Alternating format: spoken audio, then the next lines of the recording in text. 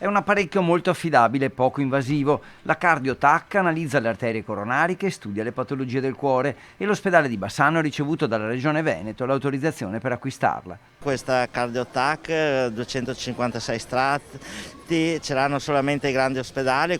Sono pochissimi gli ospedali in Italia che utilizzano la CardioTac. Bassano si conferma un ospedale sensibile all'acquisto di tecnologia avanzata per far crescere la professionalità dei propri medici e per attirarne di giovani che qui possono utilizzare macchine avanzate. È tutta l'Uscetta pedemontana, negli ospedali di Bassano, Sant'Orso ed Asiago cerchiamo di portare più tecnologia possibile, perché tecnologia vuol dire interventi meno invasivi, vuol dire fare per i nostri medici, anche portare giovani medici che utilizzano queste nuove tecnologie.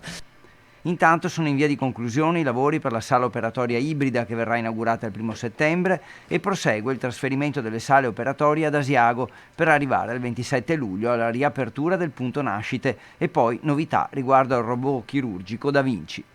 Stiamo presentando alla Regione anche la richiesta per l'utilizzo di un secondo robot Da Vinci, visto che i nostri chirurghi sono quelli che a livello di Regione Veneto usano più questa tecnologia meno invasiva.